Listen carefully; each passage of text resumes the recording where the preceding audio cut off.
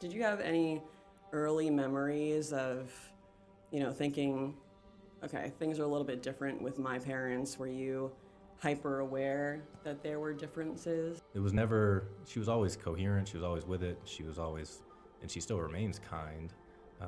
But it is amazing to see now that it's maybe 30 years later, the effects that the cumulative alcohol, in addition to other life baggage, has had on her. Mm-hmm. And I think we're at the age of parenting our parents, even just down to little things like making sure they're eating right. Boundaries are best when they're communicated clearly, not the best at that. And then they're also, even when they are communicated clearly, they can be met with by hostility. And I'm actively trying to figure out, what role do I play? If I can't save my mom, can I perhaps save my cousins and the next generation of this family from this disease that has impacted enough of us, some who are functioning alcoholics and some, like my mom, who alcoholism is destroying her.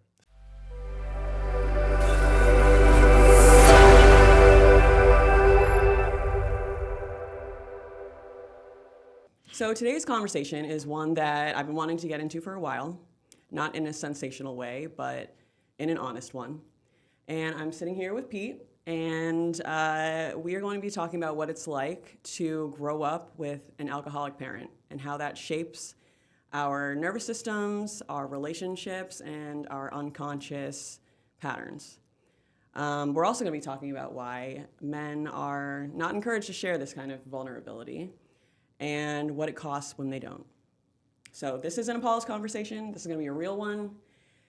Thank you for being here, Pete. Let's get into it. Yeah. I really appreciate you being here and your willingness and your vulnerability. So you've been open about growing up with an alcoholic parent. Can you take me back to what home felt like for you? Yeah. We grew up in the same state. We did. We grew up in Hampshire. Grew up in the farmland. I usually tell people that I grew up on a street that had more cows than people on it. But I also grew up with 3 siblings, 2 older brothers and a younger sister. So there's always something to do, and it was just chaos.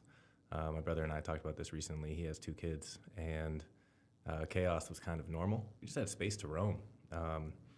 Never thought I would live in New York City, but here I am, and sometimes it feels a bit claustrophobic. New York City. Yeah. Claustrophobic, yeah. But I would say my life, because of siblings, I think my life was defined mostly by trying to keep up with my brothers through various sports. And then... And you have 2 brothers Yes. and 1 sister. Yes. Rebecca's the youngest, and I don't know how she survived with 3 older brothers. But, That's rough. I think she's stronger because of it and has a good head on her shoulders. But my mom and my dad, very different people, but growing up in New Hampshire, we just had great friends around. We had space, and it didn't seem like anything was wrong growing up. And certainly, like, as life goes on, you start to see more as you get older. Did you have any early memories of, thinking, okay, things are a little bit different with my parents? Were you hyper aware that there were differences? I've been around it. My parents, not big drinkers, but I've definitely been around that. Yeah. So curious if you noticed any. Yeah, I mean, to be clear and fair to both my parents, my dad, not an alcoholic, my mom has grown into one. As a young child, I don't think it was anything that was, I guess there's functioning alcoholics, and then there's alcoholics who are always just in survival mode. That's where my mom is now. But growing up, she was, I think, ultimately in a very secure, comfortable place as a mother, connected with her greater community and her larger family, Irish Catholic, a lot of cousins, a lot of aunts and uncles. And she, I think, grew up in a culture, and I think this is the generation above us, where you would have 1 or 2 drinks a night. My distinct image was of seeing my mom slice strawberries and just putting them in her glass of white wine. And I thought that was just like a quirky thing. But also it wasn't abnormal because I would see it every night. And it was never, she was always coherent. She was always with it. She was always, and she still remains kind. But it is amazing to see now that it's maybe 30 years later, the effects that the cumulative alcohol, in addition to other life baggage, has had on her. Mm-hmm. What kind of effects besides physical ones would you say you've seen evolve with your mom? Yeah, I mean, in preparations for this chat, I've had a chance to kind of go back and reflect on some of the earlier moments when I realized, ooh, there's probably something wrong going on. And it's not that I knew it then, but I just had a conversation with a longtime childhood friend of mine who I thought back to it and I said, you know, in high school, I come home from I went to a boarding school. I come home for a vacation in which I'm sitting a typical kind of evening where we're just watching TV. And my mom and I, growing up, we would watch, remember TGIF on Disney? I would race home for Yeah, TGI. It's like Boy Meets World, Sabrina. Oh my God. I mean, the Disney Channel original Memories. movies as well. We would always watch them. And then TV was something we would watch a lot as a family together. Embarrassed to say, we used to watch The Simpsons for dinner almost every night. But I would say that in high school, when my mom this is post-divorce now, and I think that was one of the first things in her life that hit her very hard. And she probably drank more to kind of respond to that trauma.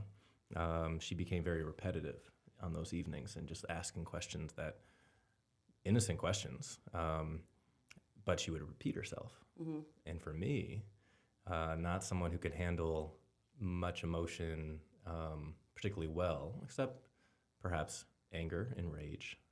I could just remember feeling this moment of just rising anger and losing patience for her, and then deciding, rather than like blowing up on the spot, just like leaving the space, I think I had a bowl of something, whether I was eating cereal at that night, taking it to the sink and just like cleaning it really hard and just reflecting on it and being like, I cleaned the shit out of that bowl. And it was a way to kind of release that rage, that anger. And then there are other ways that I can reflect on how I would release those moments, because it started with her being certainly really repetitive, being forgetful, and it's evolved since then. Mm-hmm. Thank you for sharing that. When you say you've dealt with anger and rage, I feel like those emotions are sometimes the easiest to come up. And being a man, and I would love to hear your perspective on it, I feel like those emotions are the ones that are the most acceptable. So how did you get to a comfort level or know that you needed to, expel this energy that you were feeling in a healthy way rather than just anger and rage? Because I feel you. I've certainly been angry for a long time. Yeah. I think I was raised, in part thanks to my mom, to be sensitive, to be kind, to be polite. So there's a lot of gratitude that I have for the lessons that she and my dad raised me with. And yet, as far as rage and anger, I mean, growing up with two older brothers, they were always just either a little bit stronger, a little bit faster, a little bit quicker, whether we were playing basketball, football, any sport. So I always felt like I'm trying to keep up with them. I'm frustrated. And the running joke was that I would grind my teeth a lot.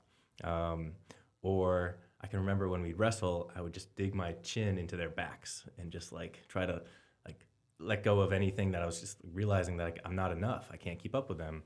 Mm-hmm. And the anger and rage, when was it? I think it always was just released through sports. Team sports were one thing. I was good enough to make whatever teams I was trying out for, but it wasn't until I discovered running in which I could have complete control over my training, my diet, my sleep, and it becomes pretty obsessive. Mm-hmm. You know what it's like? Oh, yeah. And to see the results get better, to know that I can work harder than just about anyone I step on the track with or a cross-country course against, then you get also positive feedback from people around you, and it starts to That's become addicting. yeah, it became a big part of my identity. It still is a big part of who I am, except I'm now dealing with nagging injuries, and I realize, okay, there are healthier ways to release these things, but it's still something that's just like the easiest way to let go and to release through like a physical activity, through a workout. Yeah, I did track and field for a long time. I feel like that also became my way of having complete control over my emotions, and I was able to keep structure. That was the first way Mm-hmm. of being able to keep structure in my own schedule and working towards something. Do you feel like seeing your mom when you were growing up like that put more of a fire under you to make sure that you were more of an individual, that you had a handle on things so you wouldn't repeat those patterns? Or was that something that was, always in the back of your mind, like, I can't repeat this? Mm. I think it felt more like it was I had my own pent up aggression, frustrations, and it's not simply in response to my mom's disease. It's how I best release whatever's going on in my life. So I realize, yes, there are certainly goals with it, but there would be moments where I was just in such like a reactionary mode where I would just go and go for the same hard run a week straight, just like 7 hard miles, the same loop back in New Hampshire. And it just felt so good to know that I could turn the mind off and just be completely in my body. And when I could feel that runner's high, breathing in sync with my body, and moving fast, it was what would I call that? I don't know. It's like the skinny Hulk. Us like cross country runners sometimes when we just need to breathe heavy, run hard, and it's we're not intimidating or imposing by any means in those short shorts, but it felt really good to me in that moment. Do you think with men though, like, I feel like a lot of people take that route is using sports, and then even better if you're actually good at it. But do you think a lot of what men come up against is maybe taking it to the extreme and compartmentalizing everything and not, sharing their emotions? But I mean, let's be honest. Nobody makes it easy for men to share vulnerability or share their emotions. And I think whoever started the rumor that sharing emotions was, not strong is a fucking idiot. Like, No, I hear you. Let's see. I mean, being told that there are certain sports at a young age that I should play versus, like, I liked playing soccer growing up, and my brothers played both soccer and football, and eventually I played football. I was always a bigger kid growing up. Therefore, it was kind of like, oh, you should go play football. I was like bigger and faster for a certain stretch of my childhood, but I never liked getting hit, and I didn't like hitting people. That felt like it was prerequisite for being a boy. The idea of just like, why? Because there were definitely plenty of words back in middle school, like, oh, if you're playing soccer, that's like a delicate sport. really? That back then it was in a place like, well, maybe this is just strictly New Hampshire, but like soccer compared to football. Football was like, oh, you want to be tough, play football. You want to be soft, play soccer. That was kind of like the opposites. And the 2 seasons I played football, at least one of them, I remember turning to my mom being like, I really want to quit. I don't like being hit. This hurts. Can't blame you. Yeah, she encouraged me to like stick it out, which was actually a good lesson to like finish the season and not quit on something. But yeah, I knew pretty early that this wasn't the thing that I get joy from. Yeah. So what does bring you joy? Oh, I still love being back in my body. I love dancing. I love music. I do love running when my body's not injured. I love playing basketball. Like basketball, I think is the most beautiful team sport. Anything that's going to help me be less serious. I think part of my reaction to a lot of the things growing up was to like try to try to solve certain problems, try to fix what's going wrong with my mom, and life is less about, I guess, fixing all those problems, and it's I'm still figuring it out, but I think it's more about just managing them. Mm-hmm. Yeah. I think that's all we can do. I think at a certain point, when we get to our age, we have to get real with ourselves and be just realistic. Like looking at our lives, looking at our parents' lives, understanding that our parents, all of them, did the best that they could with what they had at the time, and Mm-hmm. it was different times. I think sometimes not. Well, I'm not going to say sometimes because I've spoken to a lot of people about this, and I think we're at the age of parenting our parents. Even just down to little things like making sure they're eating right, Mm-hmm. making sure they're moving, Mm-hmm. and not bothering us about all these grandbabies that they want to have. Like who's taking care of these grandbabies? Yeah, it's Like true. you got to be here, so move your body. Be nice if we had a country that would actually help pay for childcare. Yeah, that's a whole different conversation, but absolutely. So were there moments that you were feeling or seeing things that you shouldn't have had to manage as a child? I sometimes felt like managing other people's emotions was my job, and that took me into adulthood, and it took me into adulthood and having to unlearn a lot of things. Mm-hmm. But when you are dealing with an alcoholic parent, it's a disease. It's not their fault. But it does put you in a position to see things probably that you're not meant to see or hear. So curious about your experience with that, if any. Maybe I'll start with more recent. It's if we were to fast forward from high school all the way to now, it's a progressive, or whatever the opposite of progressive. It declines. And where things are at now is that going up for Christmas, I lasted about 36 hours until I needed to just get out. It's something in which, considering how somebody said something to me recently, that alcoholism is a disease in which the one person who it's deeply, like the one person who's the alcoholic believes everything is normal. And everyone else typically around gets their own like awakenings to what's going on.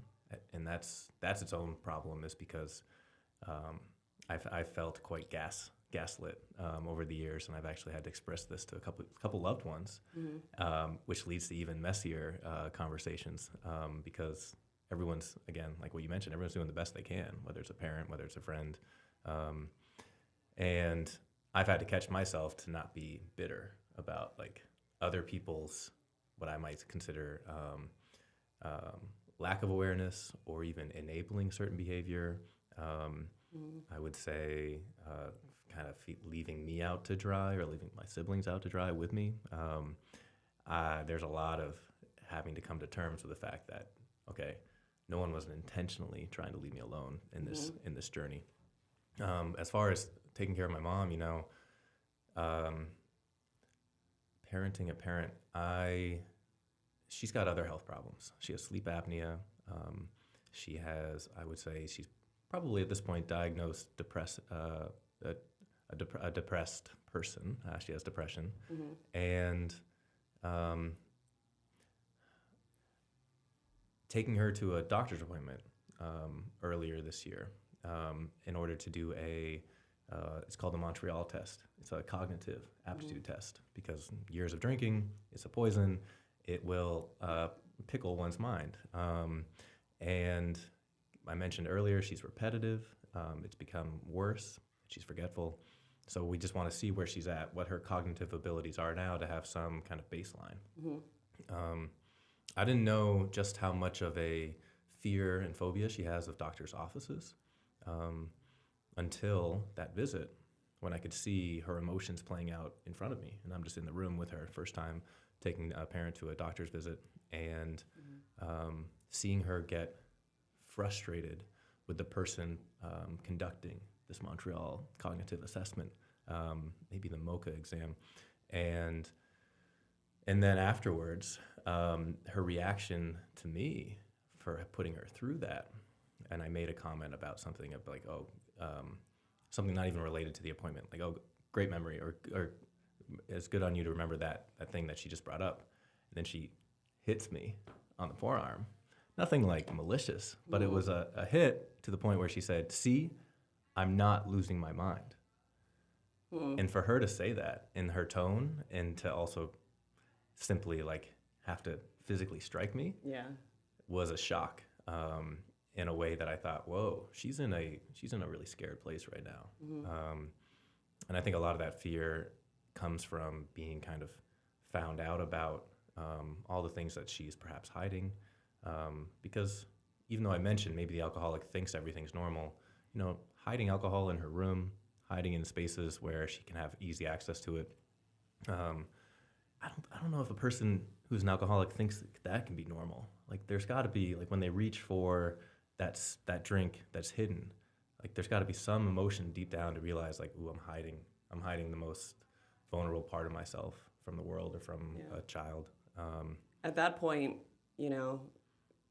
because alcoholism is like you said, a progressive disease, maybe I don't think they're there anymore. Like maybe the normal thought processes that you and I have, it's not there anymore, that's rough for everybody, because sometimes I've, as I mentioned, I've been around it, and when you're on the other side and you're seeing everything that's happening and you're sometimes embarrassed by the behavior, you just want to like take the person and shake them, like, what are you doing? But that's not how shit works. No. And I remember like also growing up in New Hampshire, and as I mentioned, I'd been around it. People in my town love the liquor, like love the wine. I remember being a designated driver for several of my friends' parents, which I always thought was a little bit odd, but smart on the other side. Like, okay, you have enough sense to call someone when you need some help. Yep. Love that. Yep. But on the other side, I remember being embarrassed by some adults' behavior.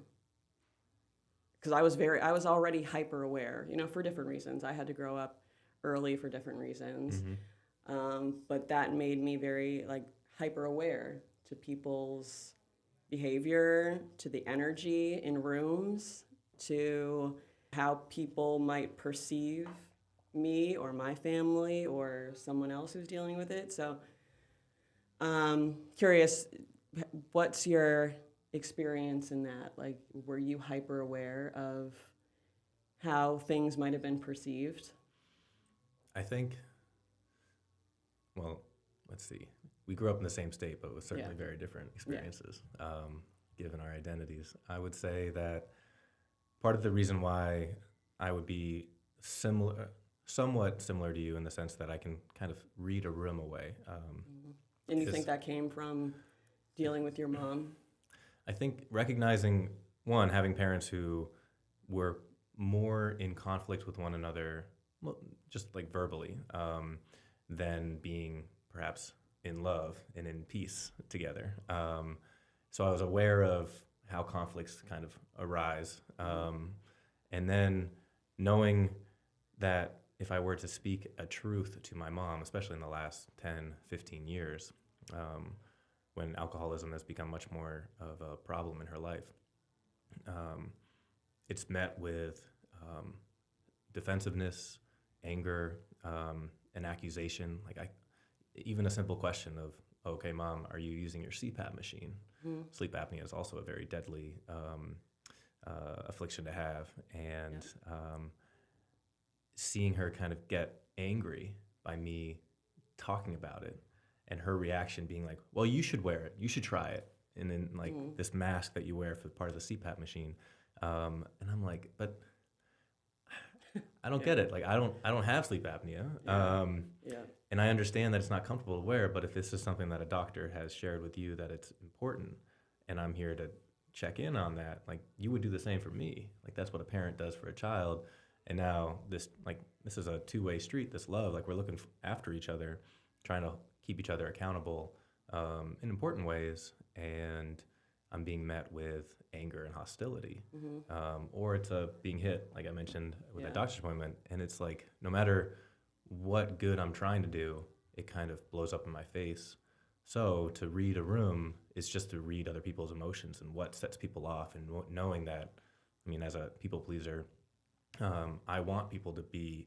I don't actually embrace conflict or confrontation. I love good energy, good vibes, and I can skate around those spaces for as long as I need, and then bounce when it's like things are about to go left. Well, you're better than me. Sometimes I am in the thick of the chaos. But then I have moments where I do it too. Like I create the problem. I'm like, oh shit, I should have kept my mouth shut. And I'm reacting. But we learn. We've learned from, things that we've had to deal with and be hyper aware of. But a lot of people don't have that. Is like, oh, I fucked up, but then they won't be conscious of the mistake and make it again. But also, like in what you were saying, when we're kids, we were taught, do as I say, not as I do, follow directions. And like when you see a parent doing something that we think is not correct, we have to keep our mouth shut. There's this dynamic, and then that can follow you into adulthood of like, okay, well, I've dealt with it too, people pleasing. Like, okay, well, I can't say anything, so I'm just going to shut up, keep the peace, and not say a word. But then if you don't learn, or if you're not aware of that, and you can't, or you don't unlearn your way out of it, you deal with hyper independence, but not because you want to be hyper independent, because it's just a trait that has been ingrained in you. You probably don't ask for help much. Don't want to rock the room. I'm getting better at that. And a lot of this year has been like a lot of growth and a lot of trying and failing at a couple different things, because it goes back to running. There's definitely a level of perfectionism that shows up in my life. So rather than confronting failure, I just won't even start the new thing. However, you were mentioning the conflict thing. It's interesting that,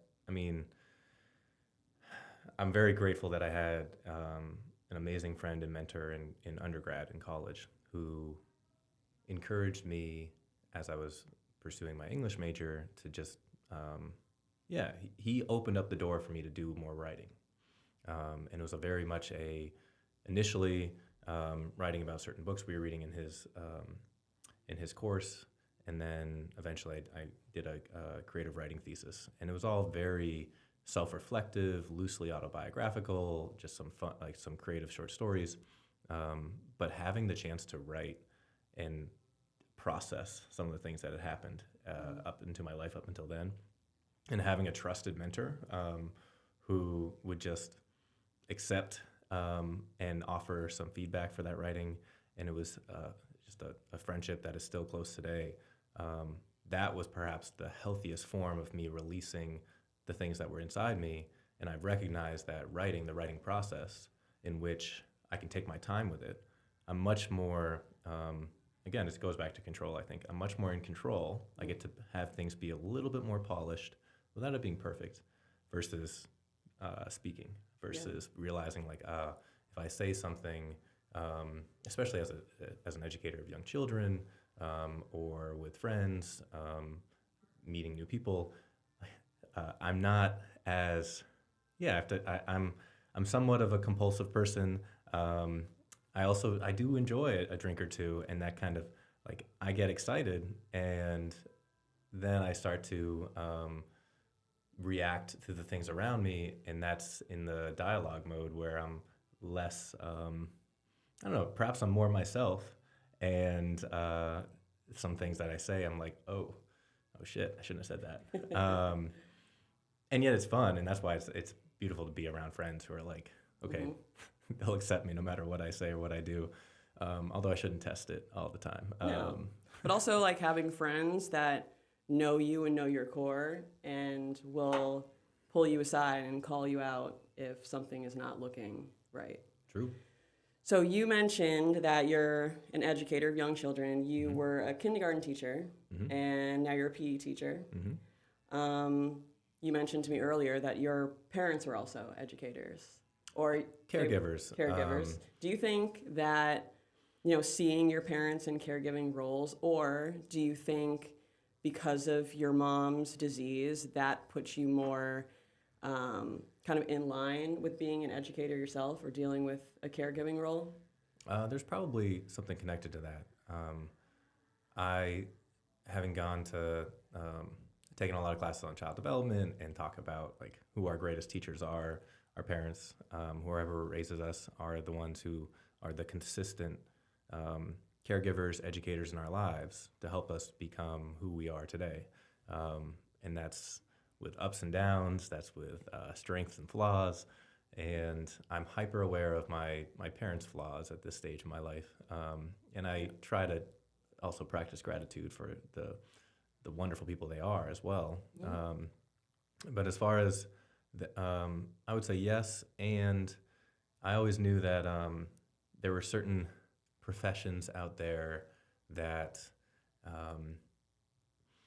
I morally, I feel like there's enough bad happening out in the world that I don't necessarily want to contribute to. I think working with young children is one, exciting because they get to see the world and perhaps like get to help reshape it for something that's better. Yeah. And then two, it's just right in front of me is what I'm actually helping to kind of create and help someone have like grow into a better version of themselves. And I've had amazing coaches, mentors who I mentioned back in college in my life, and even parents who I think encouraged my growth. And I've had enough experience being the receiver of such love, of such mentorship, that now I get to actually share that back in the educator role, in the mentor role. And as a coach, coaching basketball is, it's so much fun. Yeah. Amazing. Yeah. Do you think that that's been healing for you too? So you're in a position now where you have that control, where you are helping shaping young kids' futures and being, like you said, better versions of themselves. Do you think that's been healing for you? Yes, and at the same time, it also frustrates the hell out of me because I work in some of the most resource-rich, privileged, and entitled spaces. And I also went to a very resource-rich, privileged, and entitled high school that was in my hometown that I never felt a part of until I got into. It's a very buttoned-up way of saying bougie. Yeah, bougie as heck. And I would say that when I see students, students from such backgrounds, I bristle against it. I have to check myself so much because I realize, okay, so no kid can be at fault for that. However,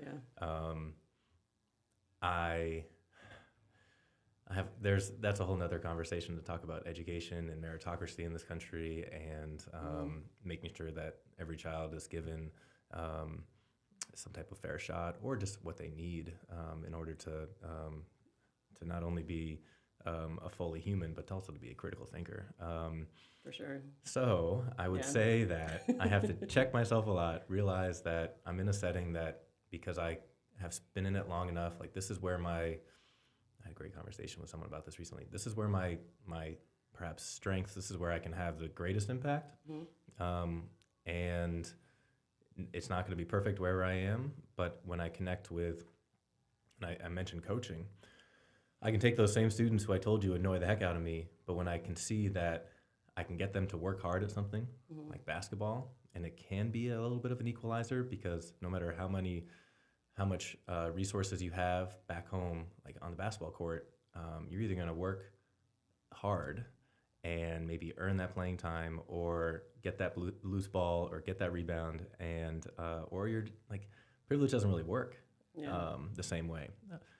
It's it's a little bit more complicated than that, but I just love settings in which kids are working to get better, and if they can actually buy into the team first mentality versus the me first. Mm-hmm. Okay, so you mentioned to me earlier that your siblings are married with kids. You're single, no kids, living in New York City. Mm-hmm. Do you feel like the responsibility of dealing with your mom especially has fallen more on you because you are single and you don't have kids to take care of yet? As of late, yes. However, my siblings have stepped up in different stages along the way. One brother helped house her years ago before the pandemic, going into the pandemic. We all try to step up where we can. I think if anything, it has made us more reliant on one another, more perhaps better communicators with one another, and it's also defined our relationships, unfortunately. We end up talking about what is the status of mom's health. What was the most recent visit like? What's even a recent phone call? It dominates our relationships in a way that I fully recognize it's unhealthy. And as of the last 4 or 5 years, being back in New York, where my mom's now up in New Hampshire, I am the one who's within driving distance away. My sister's in South Carolina, also has a 1-year-old. My brother with 2 kids is out in British Columbia, living in Victoria. And then my other brother's in Spain. So we are quite spread out. It makes it challenging in the way that I just mentioned, that I'm the only one closest to drive in case something were to happen. And when my oldest brother said to me over the phone once recently, at this point, it just seems like we've I'll back up by saying we've tried just about everything to help our mom. Different interventions, different very vulnerable conversations, different ways to get the other community members involved. So this comment shouldn't come out of context. But when he said to me on the phone recently, yeah, I guess it just seems like at this point, we're waiting for her to fall. Whether it's on ice, snow, or even on anything. We've actually witnessed her fall a few times. I had a reactionary moment where I'm like, man, fuck that. Like, I'm going to be the one dealing with it if that happens. And I want to get ahead of that fall. And he recognized it. And I think I recognized where I was in that anger reactionary mode. But it is something where it's like, yeah, she will hit some level of rock bottom, not just hover above it the way she has. And it is going to get harder than it is currently. Mm-hmm. So you've dealt with this, obviously, your entire life. But we all deserve our peace and we all deserve our own lives. So at what point do you say, we've done all we can, we'll always be here, but I have to choose myself? Mm-hmm. Do you feel like you're at that point? Have you surpassed that point? Are you still? Yeah. Are you almost there? It's a complicated answer in the sense that there'll be moments where I'll say, yes, I can accept that I'm there. And then there are moments when the guilt gets back to me. And I'm like, shoot, I need to go up and visit. I need to bring her some joy in some capacity. So recognizing that in after college, when I got out to the West Coast and I tried to go as far away as possible from her, I now feel like I'm the one who's closest and I'm the one where I get to step up and be there for her. Whereas my dad initiated the divorce, and I can understand where and how he did that. But I've had conversations with him being like, a child can't divorce a parent. Like, yes, I hear and I understand you. And then, but again, it's my responsibility to take care of her. I can't turn my back on my mom. Of course. And as far as protecting myself, I realize now, especially with the most recent visit, having a relationship with her that takes place primarily over the phone, that doesn't actually take place in person, is the healthiest thing for me. When my sister-in-law was visiting over the summer, she's from Spain, and she's there with me, with my mom, and my brother, her husband, and she said something so simple to me that kind of woke me up, because when she said, Peter, when I see you and your brother with your mom, I just notice how sad you are. And I thought about it and I was like, like I feel guilty when I'm not with my mom. Not a great emotion. Yeah. When I am with my mom and I'm trying to take care of her, I'm cooking for her, I'm trying to bring her joy, I'm also frustrated at like the situation, the context. I'm losing patience from her negativity, because that's also something that comes from alcoholism. And I'm also on pins and needles about her like physical health, because she's very unstable. I realize there's the guilt of not being with her, and then that's when I'm with her, there's just like the deep sadness, and then there's frustration and anger.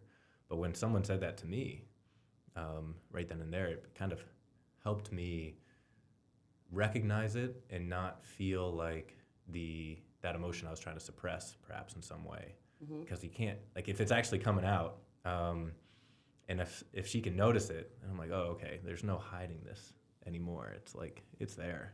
But you don't need to hide your emotions. I think as we get older and we're dealing with not so great situations, it's being aware of those emotions and then understanding how to get them out in a healthy way. Because I think a lot of times with men, you might feel that emotion and then, you might suppress it and then it will come out in other ways, not just with men. I've dealt with this myself. I was angry for a very long time about a lot of different things, and I didn't learn a healthy way to challenge it. So as soon as I would feel those emotions, they would bubble up because I didn't know where to put it. Yeah. Do you think that you've had to grieve a version of your mom that was either never there or isn't there anymore? My siblings and I have talked about this. We have agreed a couple different times that the mom who raised us is no longer with us. So the mom we're with now is a bit of a kind of ghost mom. It's this other form of her who we are seeking to love and to support and care for. And she's just not the person who raised us, who had some vitality, who was able to still take care of her body physically, and even just do something as simple as go for a walk for some exercise. She can't do that now.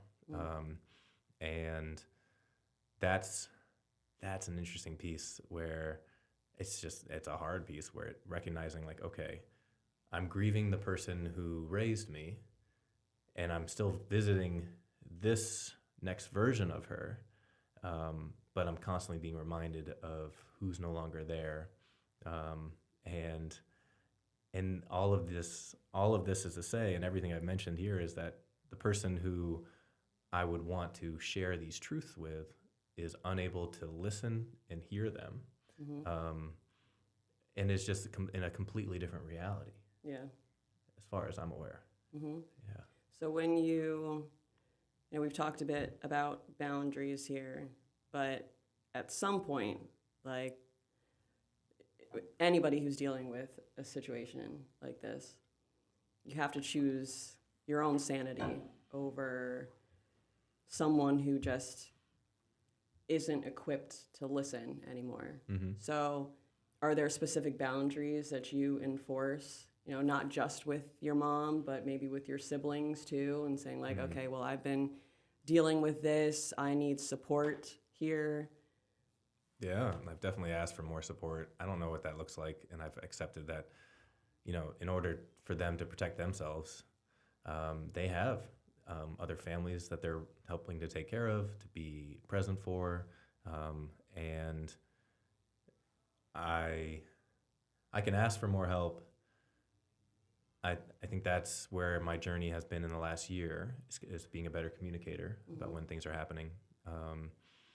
And it's not to say that it's like, okay, now I'm already at this place. There'll be a couple steps forward, there'll be a couple steps back, depending on how I'm taking care of myself. And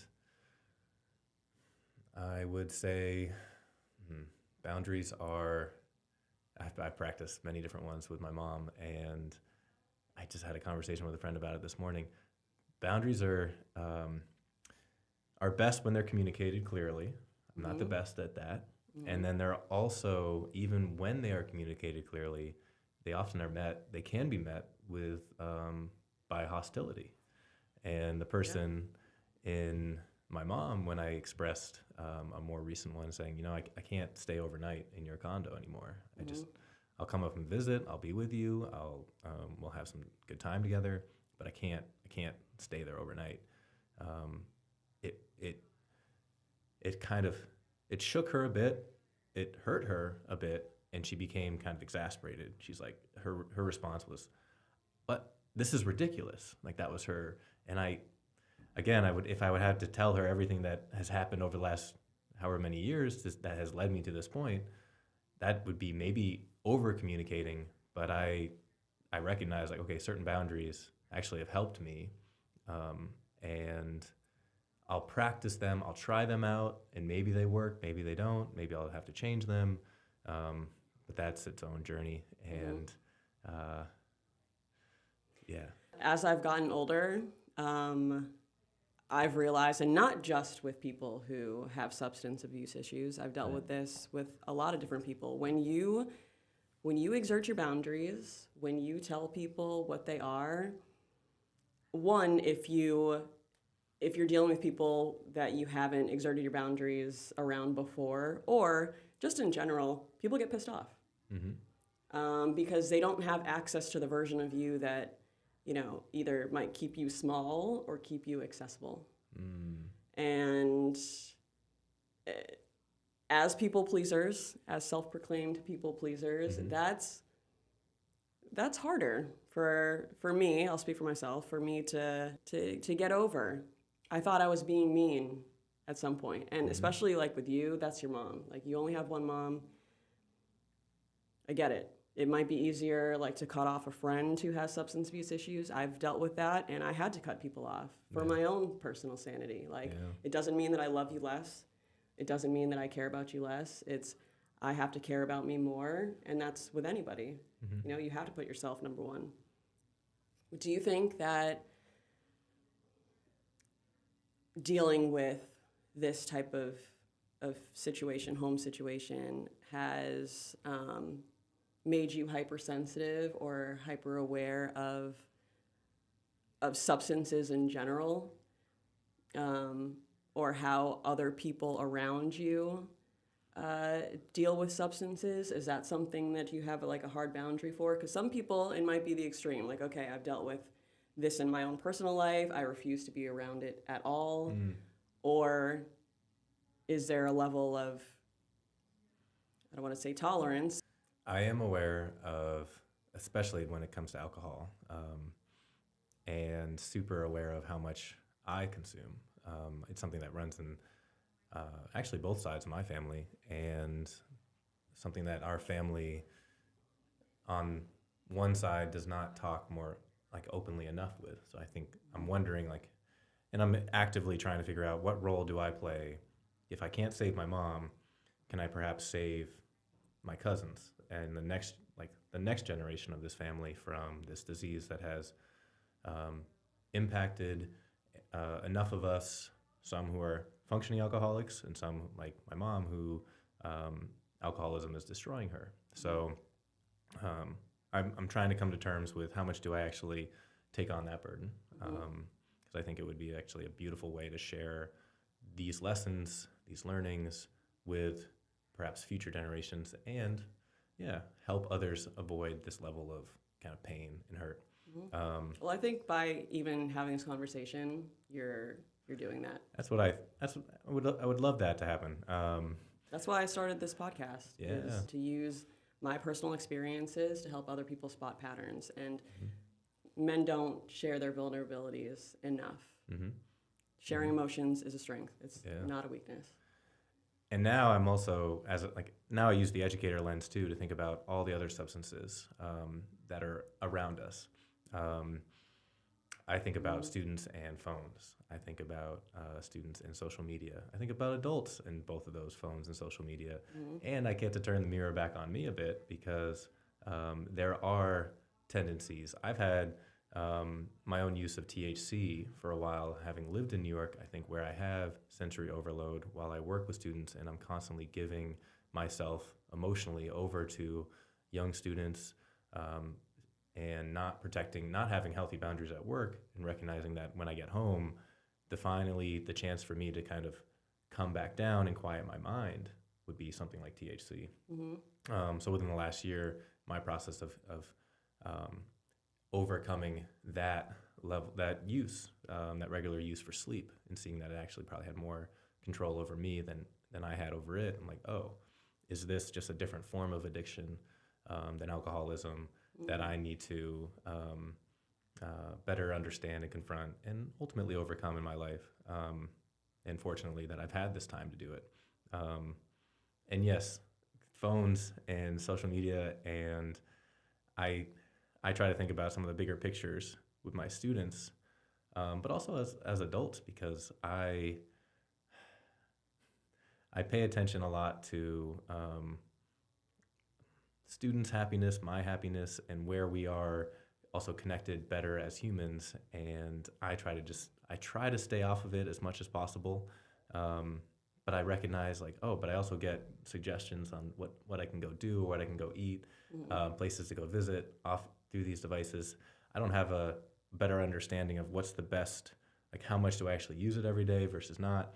But yeah, I would just, to answer your question simply, I'm very sensitive to addictions, and I've also accepted that I'm like, well, if I stay addicted to something like exercise, and just movement, but more recently play, and now becoming a PE teacher more recently, I'm like, oh yes, these are actually maybe we're all addicted to certain things in life, and let me stay addicted to the purest form of health and joy, and laughter and community. So I'm deeply grateful that I'm in the space that I'm in right now.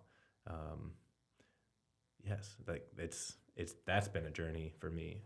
So, well, it sounds like you found something that works for you to keep your mind right, to keep your mind clear. For me, that's definitely exercise. Yeah. And we were both young student athletes. I was a collegiate athlete too. And this probably sounds crazy, but it took me a really long time to figure out, because I was dealing with anxiety and depression, but it took me a really long time to figure out exercise needs to stay at the top of my tree. Because if I'm not exercising, then my mind is not clear. I can't put out my best work. I can't do my best. So trial and error, but also dealing with being around addiction. And I had my little stint. I was drinking way too much. But yeah, that was also because of depression and anxiety. But do you think, I'm curious, as far as romantic relationships, we see, if we're lucky enough, a lot of us will grow up in a 2-parent household, and we see how that relationship is, and it's not always the most functional one. Would you say, in dealing with a parent who has addiction, that's put a lens on your romantic relationships, or has it made you aware of certain things? Have you? Yeah. Are you attracted to a certain type of person because of the way that you grew up? Yeah. I would say that most of my adult, even late teenager to certainly now, has been defined by taking care of my mom in some degree. So going home for breaks, cooking for her, making sure she's okay, just basic needs as well. I went home for Christmas, and she had kind of a laundry list of all the things in her home that she could use help with. And normally that would be okay. The holidays. I want to do shit on the holidays. I know that too. I tweaked my back and I tweaked my calf a day before, and I was like, I can't even move right now, and I need to do all this stuff. And so I would say that a lot of and actually a friend of mine from high school said this to me once, that was both beautiful thing to say, and it's also been a bit of a curse. She said, the way a son treats his mother is the way that man will treat his future partner. Mm-hmm. And that is a piece of advice, a piece of wisdom that is like constantly in my ear, around my shoulder, whenever I start to lose patience with my mom. Mm-hmm. And so I don't know if there needs to be like a caveat to that like little piece of wisdom. It's like, unless your parent is an alcoholic, because like, hopefully that person can be whole, healed, healthy enough that you don't have to walk on eggshells around her. So I'm a caregiver by nature.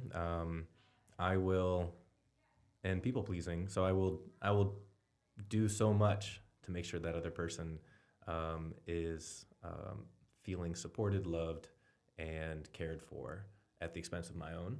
Right. That was my next question. Yeah. Do you allow people to do the same for you? No, it makes me really uncomfortable. That's weird because that's the same for me too. I'm getting better at it. I wonder if it's like a child trauma thing. Oh, I'm sure. Yeah, there There's must be some something there. sort of correlation. But yeah, what would you say is your biggest holdup in allowing someone to care for you the way you care for them? Have you thought about that question for yourself? I have a lot. I have been also getting a whole lot better at allowing myself to receive because I've been such an overgiver. There was a time pretty recently where I had just decided, like, I'm just going to step back. I'm going to see who is actually here for me without needing anything. And I have great friends. You met all my friends. We share some mutual friends. And never had any doubts about that. But as far as romantic relationships go, work in progress, I have to say. It's hard. It's hard when you are just a caregiver by nature. Like it's going against what feels natural to us, but also being cared for feels abnormal to us because we didn't get that care that we deserved when we were kids. And that's not our fault.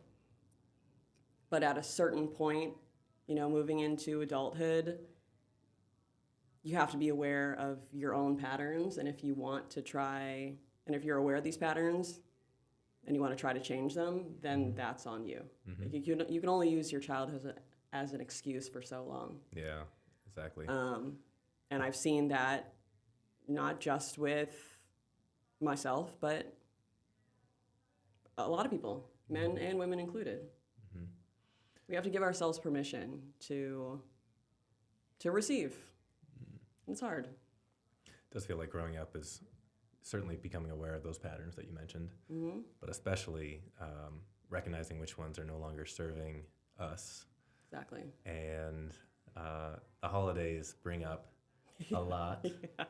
And I find myself, after what went down last week and what state I'm currently in now, I see what patterns have come back and which ones are no longer serving me. What's interesting is that I'll justify and be like, well, I went through what I went through last week.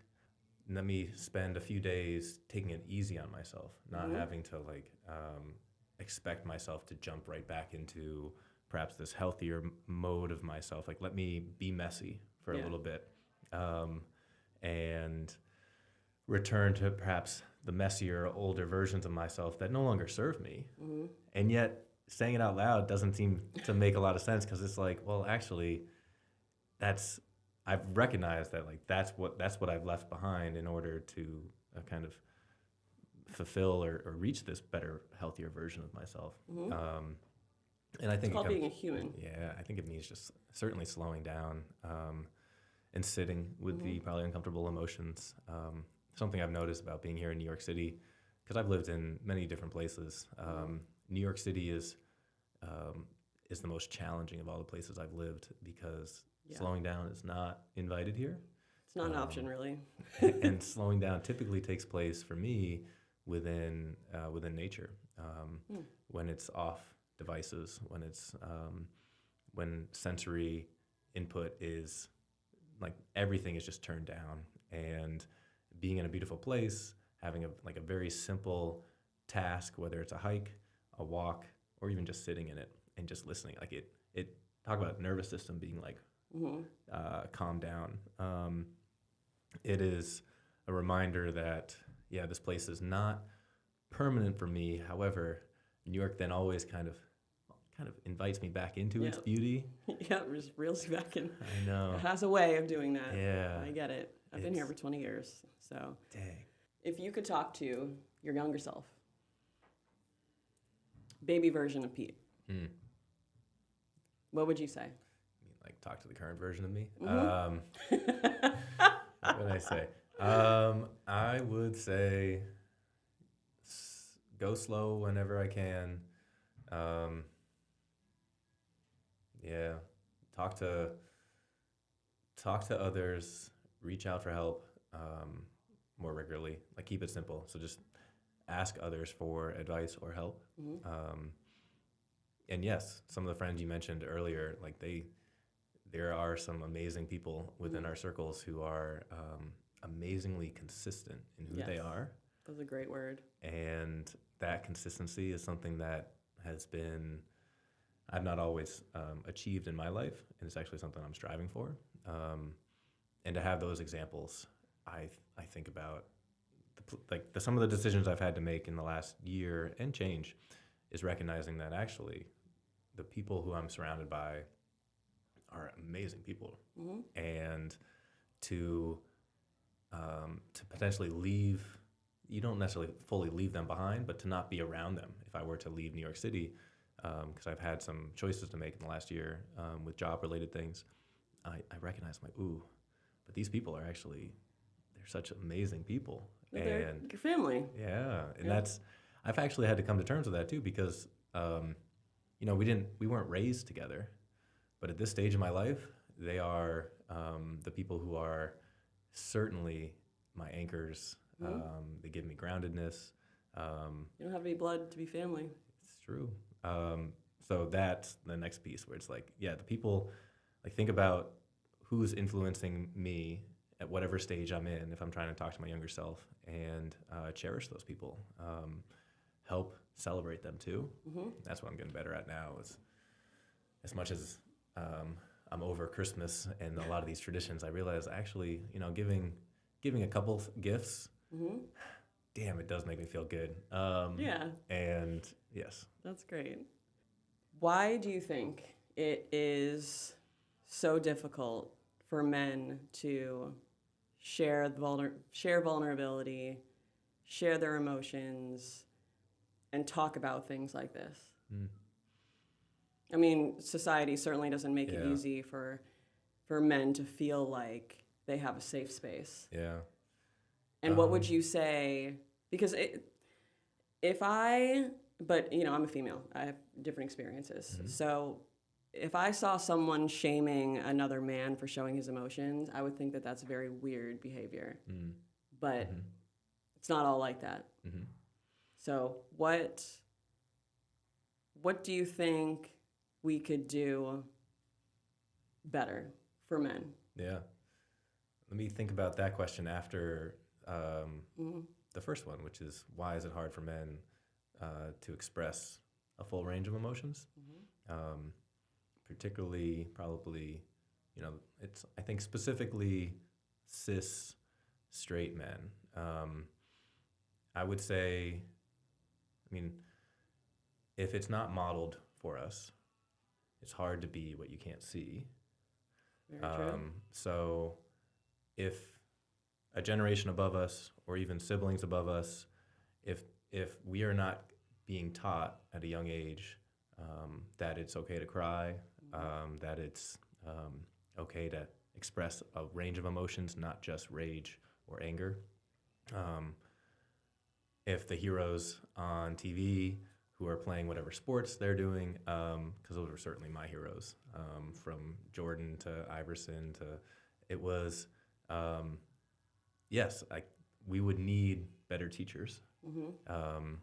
role models in that way.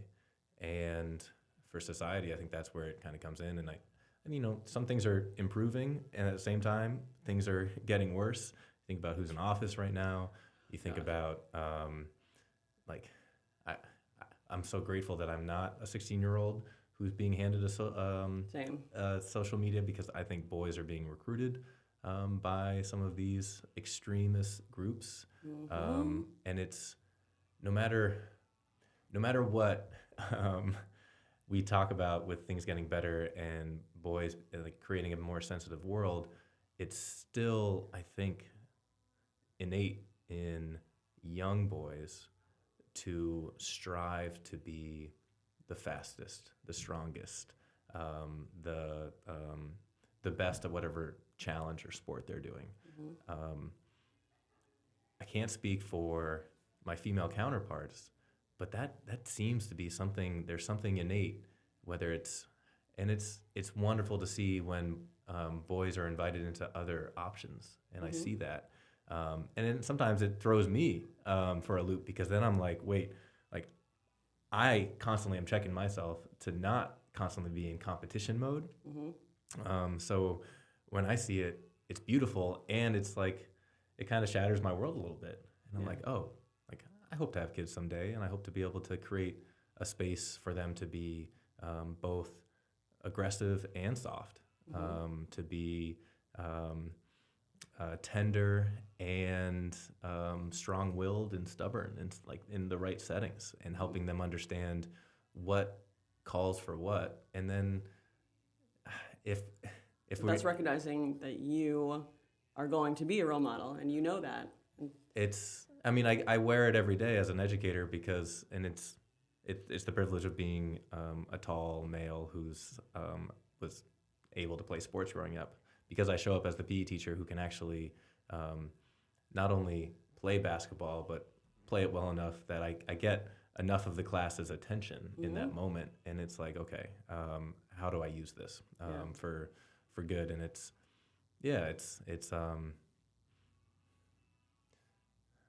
it is certainly a privilege. Okay, so thank you so much, Pete, for being here. I really appreciate your honesty and your vulnerability in this conversation. These are the kind of stories that often stay private, not because they're rare, but because we don't make a safe enough space for people to be vulnerable and not share something like this so quietly. So I really want to thank you for being here. Yeah, and I think about, I have this is an ongoing inner dialogue that I have in my own head, how to best show up for not only my mom, but for my friends, for family members. And